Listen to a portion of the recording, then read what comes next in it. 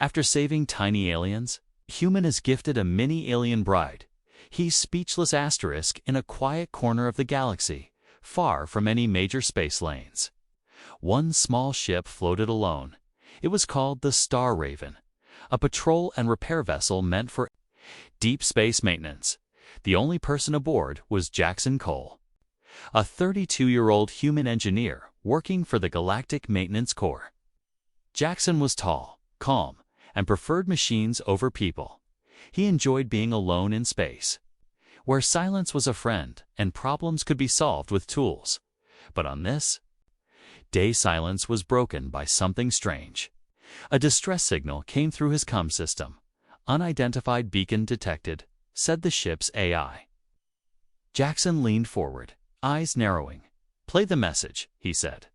The sound that followed was high-pitched, fast, and alien, but mixed within the strange noise.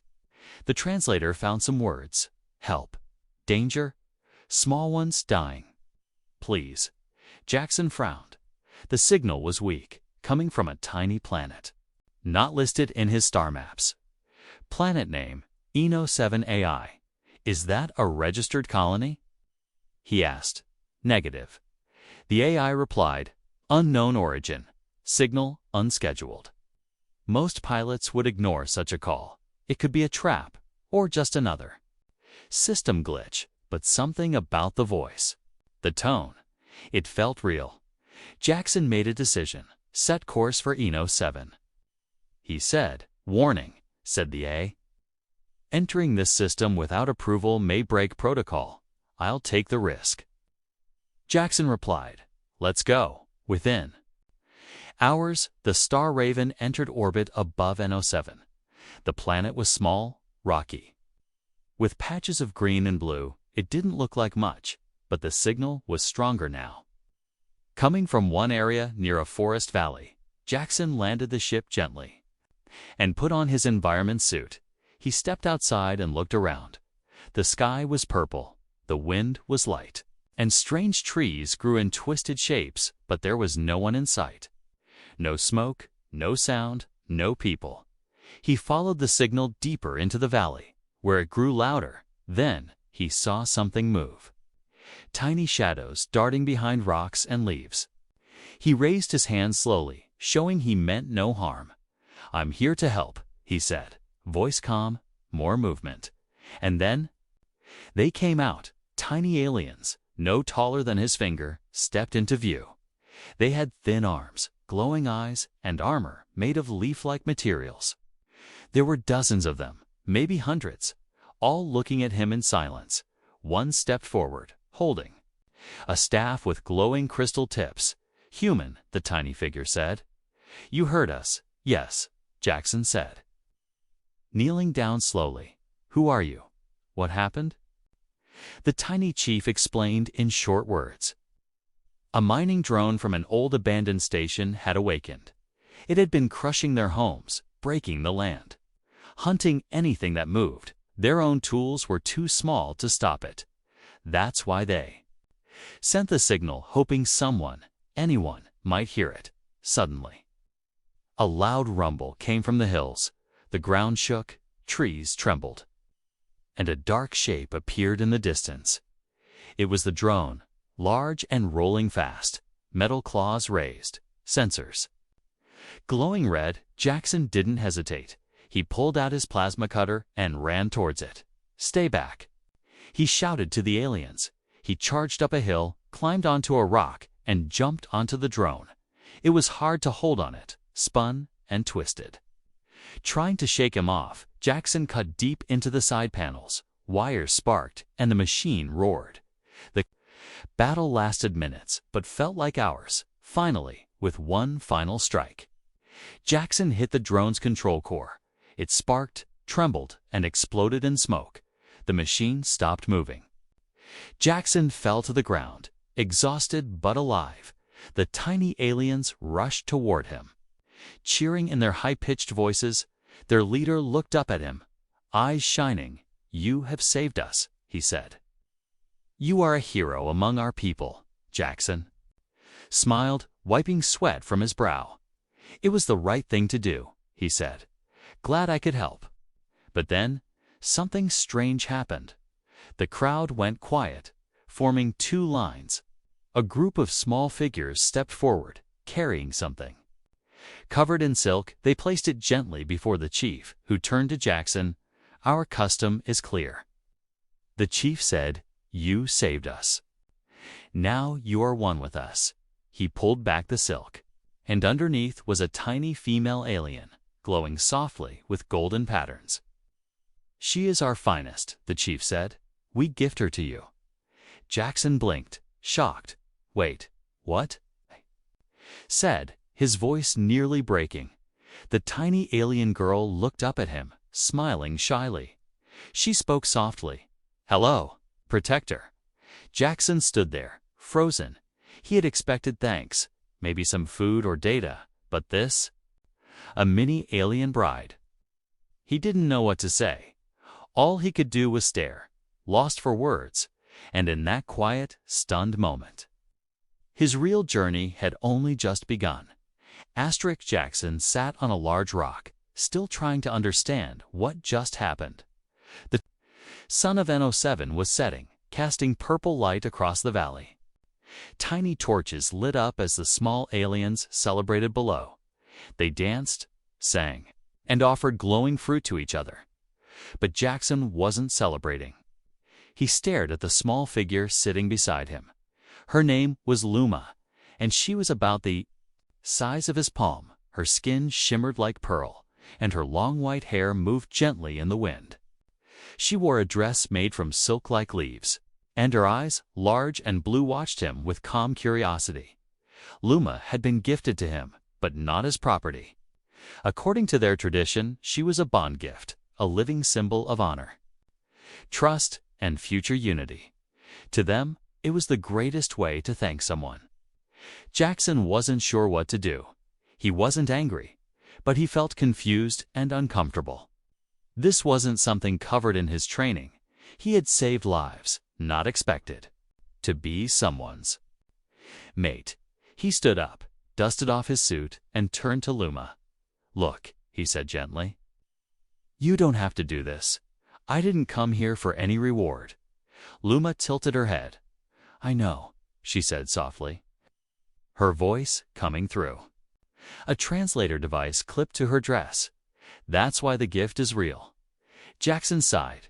"Do you even understand what this means?" "In my culture, things are different." Luma nodded. "In our culture too," she said. "But we are not strangers now, Jackson."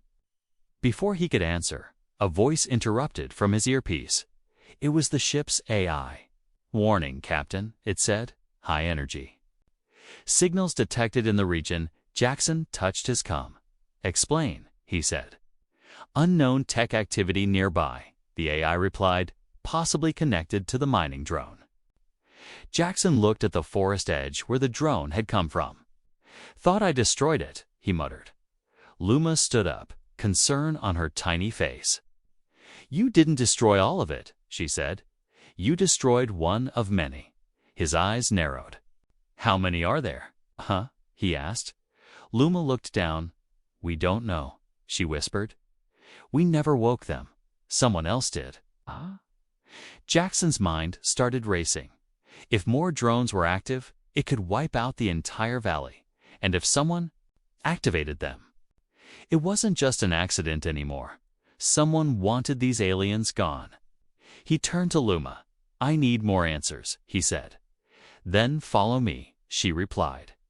She climbed up his arm and sat gently on his shoulder. "I'll show you something only our leaders have seen." Together, they moved through the forest, deeper into the hills. Luma guided him to a hidden cave marked by glowing stones inside. The walls were painted with ancient symbols, tiny hands, planets, machines, and stars. At the back of the cave, there was a small device built into the rock. It looked old, alien, and slightly damaged. "This is the heart beacon," Luma explained. "It connects our world to the stars." Jackson leaned in, examining it. Wires were cut. Crystal nodes cracked. "This doesn't look like your tech," he said. "It's not." She replied, We found it long ago, buried beneath our oldest tree. Jackson blinked. Then where did it come from? Luma's voice became quiet, almost afraid. It came from humans, she said. The air grew still. Jackson stared at her, shocked. Wait? What? He asked. Luma nodded slowly. We believe your kind visited here long ago, but left in a hurry. Jackson's mind filled with questions. Why didn't the human records show this planet? Why was the beacon left behind? Why was it sending a signal now? He stepped closer to the device, examining the markings. Suddenly, the AI's voice came through again. Jackson, it said. Incoming alert, new power signature detected. Jackson turned to leave the cave, but before he could move, the ground shook outside. A loud metal roar echoed through the trees. Another drone, Jackson said, heart racing. No, Luma whispered, her voice shaking. This one is different. They rushed outside and looked toward the valley. From the edge of the forest, a large shape rolled forward. It was a drone, but bigger, heavier, and armed with plasma turrets. The tiny aliens screamed and ran. Jackson clenched his fists. This wasn't just some broken machine, he muttered. Someone is sending these to kill. Luma looked up at him with fear. I think they're here for you now, she said. Jackson's blood turned cold. He reached for his plasma cutter. This was no longer just a rescue mission. It was a war, and someone had just made it personal. Jackson stood between the trees, watching the massive drone roll into the valley. It was bigger than the first one, with red glowing eyes and twin plasma turrets on each side. The earth shook beneath its heavy wheels. Smoke rose from its sides, and sparks flew as it scanned the area. The tiny aliens ran in every direction, trying to protect their families. Luma held tightly to Jackson's shoulder, her small hands trembling. This one isn't broken, she said quietly. It's controlled. Jackson's jaw tightened. That explained the targeting system. The organized movement, the sudden appearance. This wasn't an old mining robot waking up by accident. This was a weapon sent for a purpose. He ducked behind a large rock and activated his earpiece. Status update, he said. The voice replied immediately. New satellite detected in orbit. Unknown signature. Signal connection matches drone control frequency. Jackson's heart pounded. That means someone is watching us from above, he muttered. Correct, the AI said. External source is guiding the drone from orbit. Luma looked up at him. Your people? She asked. Jackson shook his head. No, not mine, he said. At least, not officially. He watched the drone carefully. It wasn't attacking the village directly. Not yet. It was scanning. Waiting. Searching for something or someone. Me, Jackson realized aloud. They want me out in the open. He stood up slowly. If they're watching, let's give them something to look at. He ran from the rock and yelled toward the drone. Hey, over here, he shouted. The drone turned immediately, sensors locking on. It fired, but Jackson rolled behind a tree just in time. The blast lit up the air and burned the grass black. Inside the tree line, Luma was shouting through the earpiece, "Are you crazy?" "Maybe," Jackson replied, catching his breath. "But I need answers."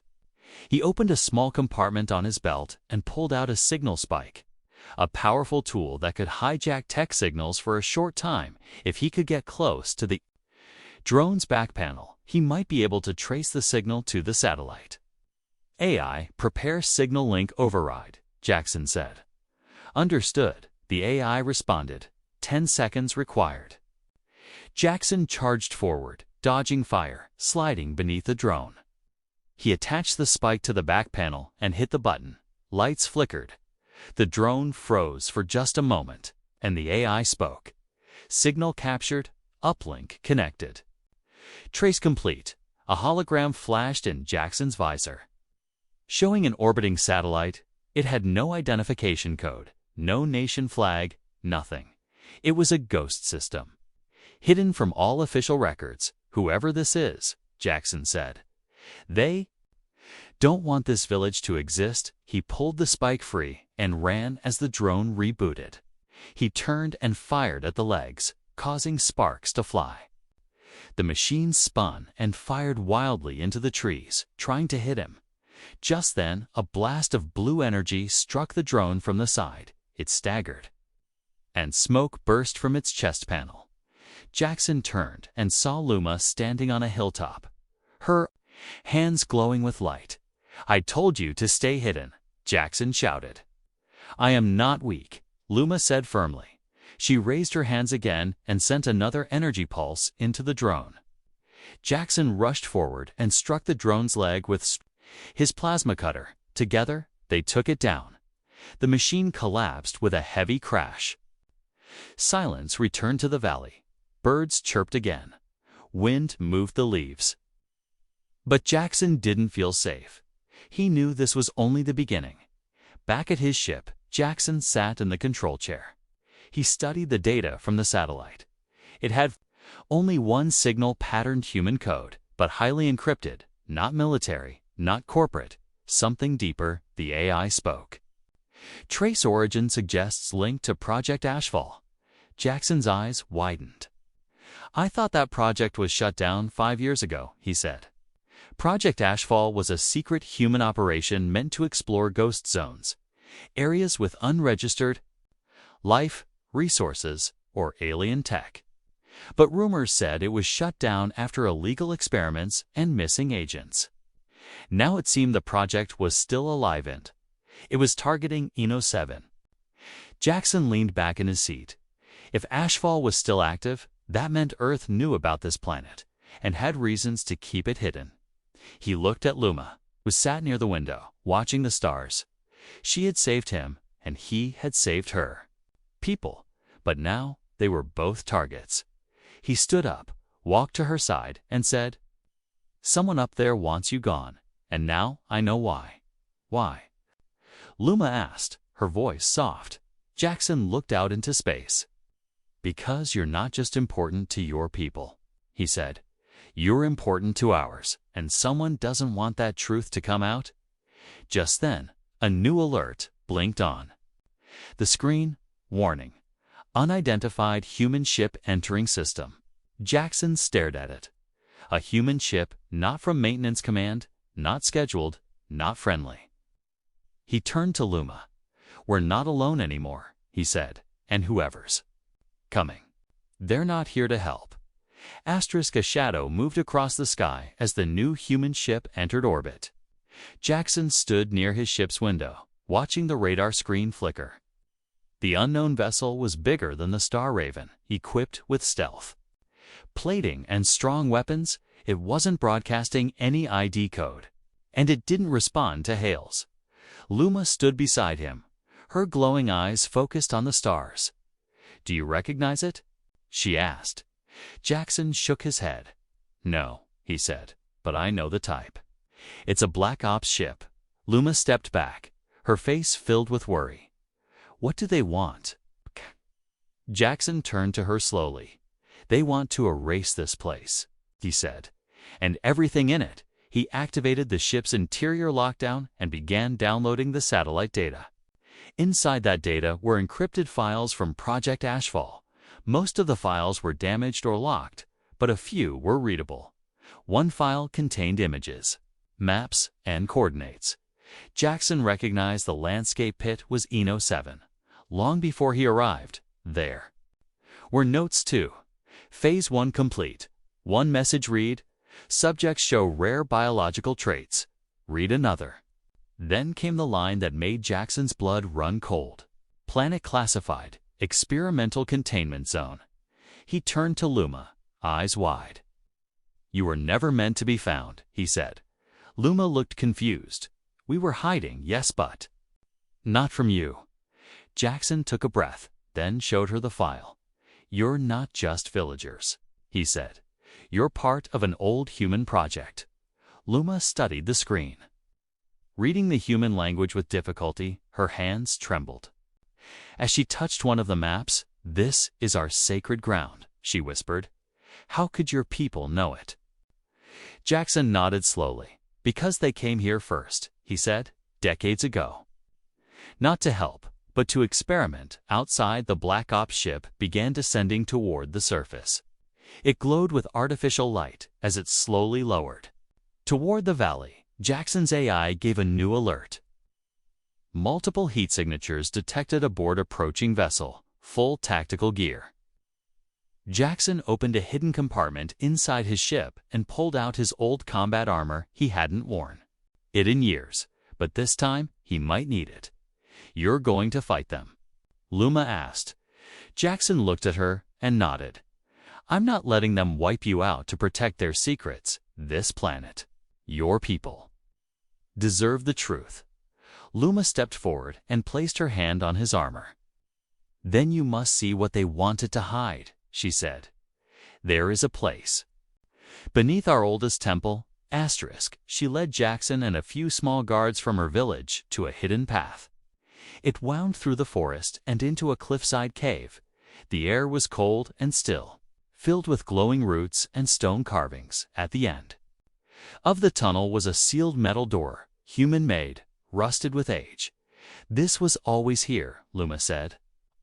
Even before my people knew what it was, Jackson approached the door, activated his wrist tool, and unlocked the panel. The door opened, slowly with a deep hiss.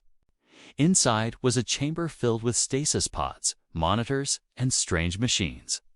He stepped in carefully, scanning everything. There were documents on a table-load earth paper, torn and stained. One document read, "Hybrid Observation Report. Subject L-17 shows accelerated energy development." Jackson turned to Luma. "L-17?" he said. "That's you, isn't it?" Luma looked at the document and nodded, her voice quiet. "Yes. That was the number they gave me when I was very young." She walked to a pod covered in dust, placed her hand on it, and whispered, "My parents were taken here. I thought they died in a storm. But now I know." Jackson clenched his fists. This place wasn't just a lab, it was a hidden prison, used by people who wanted to mix alien biology with human technology, and Luma was the result. Suddenly, the ground shook. A deep boom echoed through the cave. Jackson's comm lit up, warning, "Human team has landed, approaching fast," the AI said. "Unmarked armor, heavy weapons, they are not here to negotiate." Luma turned to Jackson, her eyes glowing with quiet power. "We must leave this place," she said. "No." Jackson replied, "We fight, then we show the galaxy what they've done here." He raised his weapon and led the way out of the cave. The team from the Black Ops ship was already near the entrance. Moving in formation, one of them held up a scanner and spoke. "Target confirmed, Jackson Cole. Project Ashfall Field Tech. Primary objective, erase all evidence." Jackson ducked behind a tree and fired first. His shot hit one soldier's shoulder, sending sparks into the air. Luma raised her hands and unleashed a wave of blue light, knocking back two attackers. The battle began under the shadow of ancient trees. Tiny alien fighters used speed and stealth to strike from the branches. Jackson moved like a ghost, using every trick he knew, but the Black Ops team was strong, trained, and cold. One soldier aimed a shock grenade at Luma. Jackson jumped in front. Taking the full blast, he collapsed, smoke rising from his armor. Unconscious, Luma ran to him. Kneeling by his side, her hands glowed as she tried to heal him. Tears fell down her glowing cheeks. "Please," she whispered, "don't leave me now." The enemy surrounded them slowly, raising their weapons, but deep beneath the ground. Something else woke up. The stasis pods in the secret lab blinked to life, and whatever had been left sleeping by Project Ashfall was no longer asleep. Jackson woke slowly, pain shooting through his body. His armor was cracked, his visor broken, and smoke lingered in the air. He could barely move, his arms shaking as he pushed himself up. The battle was over, but not in the way he had hoped. The Black Ops team had stopped firing. and now stood in a wide circle, weapons lowered. Their leader stepped forward, a tall woman in dark gray armor with no name badge. No flag. Luma stood in front of Jackson, arms spread, her hands glowing with blue energy. Her eyes were full of fear, but also strength. She was ready to fight again if needed. But the woman raised a hand. Enough, she said calmly. No more fighting. Jackson pulled off his broken helmet and looked at her. Who are you? He asked, his voice dry. The woman removed her own helmet, revealing sharp eyes and a scar across her left cheek. Commander Reyes, she said. Earth Intelligence Division. Jackson froze. That name. He had heard it before. She had once. Led covert missions during the final days of Project Ashfall. You're supposed to be dead, he said. She smiled faintly. Aren't we all? In some way. She replied. She turned to Luma and gestured to her team. Stand down, she said. We didn't come to kill her. Jackson narrowed his eyes. You dropped soldiers with shock grenades and plasma rifles. He growled. You weren't here to negotiate. Reyes gave a slow nod. True, she said, at first. We came to wipe this out, but plans have changed. She pulled out a small device and tapped it. A hologram appeared between them, an official seal of the Earth High Council. A message began to play. Jackson Cole, the voice said. You are hereby offered clemency and reinstatement. In return, you will surrender Subject L-17 and assist in final containment of all remaining bioexperimental assets on Eno-7. The message ended. The hologram vanished. Jackson stared. In silence, it was an offer clear. Cold official. Rhea stepped closer, her voice smooth. You walk away clean. She said, we fix this mess. No one gets hurt. Earth doesn't want a scandal. Jackson, they want control, and you can help deliver it. Jackson looked at Luma. She was silent, staring at the dirt between her tiny feet. Her glow had dimmed a little, her energy draining from the fight. You want me to trade her in like a tool, Jackson said. She's not a tool, Reyes replied. She's a living experiment. She was never meant to grow, never meant to survive. Luma looked up then. I was never meant to feel either. She said softly, but I do. Her words hit like thunder in Jackson's chest.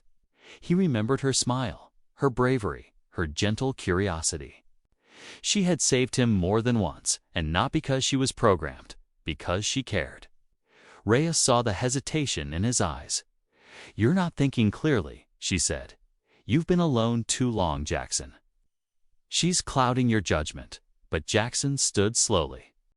Shaking from pain and exhaustion, no, he said. She's the only thing making my judgment clear.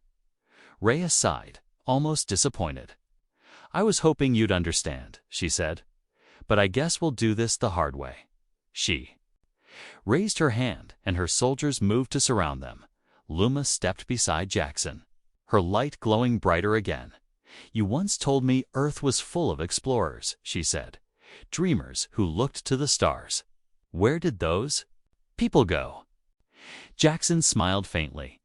They got buried under politics, he said. But maybe it's time they came back. He reached into his belt and tapped a hidden beacon deep inside the Star Raven. The emergency uplink lit up. A hidden signal was sent across the stars, encrypted and tagged with one word.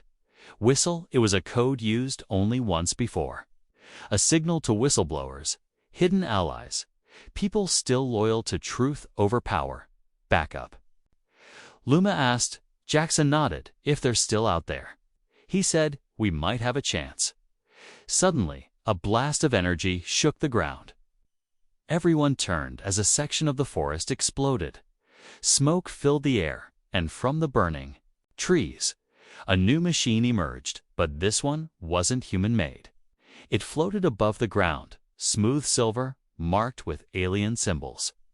Its core glowed with golden light, pulsing like a heartbeat. Jackson's AI spoke in warning. Unknown tech. Detected, not in database, energy level rising. High risk of discharge, Reyes shouted at her team. Fall back now. The machine scanned the area and spoke in a deep, ancient voice. Unauthorized access detected. It said, Hybrid Protector Unit L-17 is under sacred protocol. Termination of intruders authorized. Everyone froze. Even Luma seemed confused. I've never seen this machine before, she whispered. Jackson grabbed her hand and pulled her close. Looks like you've got more secrets than anyone realized, he said. And they're waking up as the floating machine charged its weapons. Jackson turned to Reyes. Still want me to take your deal? He asked. She didn't answer. She was too busy running. Asterisk smoke filled the air as the ancient alien machine floated above the forest. Its golden light pulsed like a living heart, scanning the battlefield. Soldiers from the Earth Intelligence Unit scattered in every direction. Commander Reyes shouted orders. But even her voice couldn't calm the panic. The machine spoke again, its voice deep and echoing. Protocol Alpha initiated. Subject L-17 is under divine protection. All unauthorized personnel will be neutralized. Jackson held Luma close as they ducked behind a broken tree. What is that thing? He whispered. Luma shook her head, her face pale. I don't know, she said, but it called me. Protected Reyes fired a plasma rifle at the machine. The blast hit its shield and vanished without a trace. The machine turned toward her and fired a golden beam. Her armor lit up, then exploded. She flew backwards and crashed into a rock. Unmoving, Jackson stood slowly, still holding Luma in one hand. We need to stop it, he said. If it keeps attacking, it'll destroy everything. But it thinks it's protecting me. Luma said. Then tell it to stop, Jackson said. Luma nodded, took a deep breath, and walked toward the glowing figure. The machine paused, scanning her. Luma raised both hands and spoke with authority. I am Luma 17, she said. I ask for deactivation of assault mode. The golden glow dimmed for a moment. Voice. Match confirmed, it said. Deactivating combat mode. The machine lowered its weapons and floated back toward the hill. But before anyone could take a breath, the ground began to shake again. Jackson looked up and saw a second ship entering orbit. This one was bigger, sharper, and much more dangerous. His AI gave a warning. New vessel identified. It said, private security ship from Cinder Corp. An arms contractor linked to Project Ashfall. Jackson's stomach turned. Great, he muttered. They're sending the cleanup crew moments later. Shuttles from the Cinder Corp ship dropped into the valley. They hit the ground hard, and dozens of mercenaries poured out. Their armor was heavier than Rhea's team, and their weapons were far more advanced. They didn't ask questions. They opened fire. Jackson pulled Luma behind a boulder. Firing back with his plasma pistol, the tiny alien warriors used hit-and-run tactics, diving between roots and rocks, but they were outgunned, outnumbered, and outmatched. The Golden Guardian machine tried to shield them, but even it struggled against the mercenary tech. One missile hit its core and sent it crashing into the mountain wall. Its light flickered, then went dark. Luma? Jackson shouted, we need to get you out of here. No, Luma said firmly. They don't want the planet. They want me. If I leave, they'll follow. Jackson grabbed her shoulders. I'm not letting them take you, he said. You're not a target. You're a person. Luma's eyes filled with emotion. But she didn't cry. She was stronger than ever before. Suddenly, his AI buzzed. Message received. It said. Jackson tapped his wrist console, and a new voice came through. This is the Free Star Rebellion. We got your whistle. A fast-moving starship entered the sky above, painted black and blue, marked with symbols of the old Earth Freedom Network. Rebels from the inner colony's rogue agents, truth seekers, and ex-soldiers who refused to work for corrupt systems. They opened fire on the Cinder Corp shuttles, breaking through the chaos. Jackson felt hope rise in his chest again. "They came," he whispered. Luma smiled, her glow returning. "They came for you." The battle shifted fast. CinderCorp troops were pushed back, and several surrendered rebel medics rushed to help the wounded. Jackson spotted Reyes being carried to safety, still alive but unconscious. But as the dust began to settle, Jackson noticed something was wrong. Luma was shaking, her light dimming again. "Luma," he said, kneeling beside her. She clutched her chest, breathing fast. "The Guardian machine used part of my life force to activate," she said. "It's draining me." Jackson's heart dropped. "Why didn't you say anything?" "Because we had to survive first," she whispered. "But now, I don't know how long I have left." He lifted her gently in both hands. "You're not dying," he said. "I won't let you." The Freestar captain stepped forward. She was tall, calm, and wore a symbol of the old Earth resistance. "We have medtech," she said, "but we don't understand her biology." Jackson nodded. "Then we figure it out," he said. "She's not just a hybrid or a subject. She's proof that our species can be more." Luma looked up at him. With weak but grateful eyes, "You still believe in hope," she whispered. Jackson smiled. "I never stopped." Suddenly, a new voice came through the rebel ship's radio. "Emergency signal from deep orbit," it said. "Unidentified alien. Structure just activated, and it's pulling energy from the planet's core." Jackson turned toward the sky. "Now what?" he muttered. Luma whispered, "Just one word. It's waking up." The stars above NO7 began to shift. A ring of glowing light appeared high in orbit, spinning slowly. The rebel crew aboard the Freestar Horizon stared at their screens in disbelief. The energy readings were beyond anything they had seen before. On the ground, Jackson held Luma close. As tremors shook the valley, a strange hum filled the air, rising from the soil itself. Trees vibrated, and the mountains echoed with deep, ancient tones. Jackson activated his wrist console. "AI, what's happening?" The voice responded calmly, but with urgency. "An alien megastructure has awakened in orbit. It is drawing energy directly from the planet's core." Luma opened her eyes slowly. "I've seen it before," she whispered, "in my dreams." When I was little, Jackson turned to her gently. "What is it?" he asked. She looked up at the sky, her voice soft but steady. "It's not a weapon," she said. "It's a message." The rebel captain approached, her boots crunching. "Over the broken ground, we can't hold this position much longer," she said. "That station up there. If it keeps pulling energy, this planet won't survive." Jackson looked at Luma. Her glow was faint now, but her eyes were bright. "I think I'm connected to it," she said. "It's calling me." He shook his head. "No, you're too weak," he said. "You need rest." But Luma touched his hand and smiled. "If I don't answer it," she said, "everything here dies." Jackson closed his eyes, trying to fight the storm in his mind. He had fought machines, mercenaries, and traitors. But this was different. This time, he had to let her go. He helped Luma into a small transport pod. The rebels linked it to the Freestar Horizon and prepared for liftoff.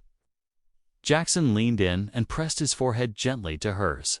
"You're not alone," he said. "I'll be right behind you." The pod launched silently. Rising like a star toward the orbiting ring, Luma sat inside, eyes closed. Her light slowly returning as the pod docked, the ancient structure opened. Not with fire, not with violence, but with music. Tones rang through space like the sound of glass and wind. Symbols lit up along the walls, responding to her presence. Inside the core chamber, Luma floated weightlessly. The air shimmered with memory. Visions appeared of her past, of her people, of the scientists who made her, but also visions of what could be, a future where humans and tiny aliens stood side by side, where Earth didn't hide its mistakes, but healed them. She reached out her hand. And the structure responded. Lights pulsed across the galaxy. A signal was sent. A warning, not a weapon, but an invitation. On the surface, the tremors stopped. The skies cleared.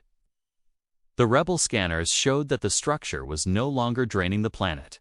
It had stabilized. Jackson stared up at the sky, breath held. "Come back," he whispered. "Please come back." Moments later, the pod returned, landing softly in a field of glowing grass. The door opened and Luma stepped out. Her glow was brighter than ever, but now it was calm. She walked slowly to Jackson, her steps full of peace. "I'm all right," she said, smiling. Jackson dropped to his knees and hugged her gently. "I thought I lost you," he said. "You gave us back our future." The rebel captain approached with a small device. "It's all over the network," she said. "Whatever she sent, it's being picked up across dozens of systems." Jackson turned to Luma. "What did you send?" She looked at him, then at the stars. "Hope," she said, "and truth." The Earth High Council wouldn't be able to hide the experiments anymore. The footage, the files, the activation of the ring, it was all out there now. And with it came change. Weeks later, Eno 7 became a protected world. Diplomats from Earth arrived, this time in peace. The village of the tiny aliens became known as the heart of Eno, a place where old mistakes met new beginnings. Jackson stayed. Of course, he helped rebuild, trained the next generation of protectors. And every evening he walked beside Luma, no longer as her guardian, but as her equal. One night, under the starlight, she took his hand. "We were never supposed to meet," she said. "No," Jackson replied, smiling, "but I'm glad we did." Their story was one of war and fire, of secrets and shadows. But in the end, it was also a story of something greater. It's not just humanity, not just survival, but something truly rare in the galaxy: understanding. And it all began with one broken signal. One small cry for help, he answered, and the stars listened.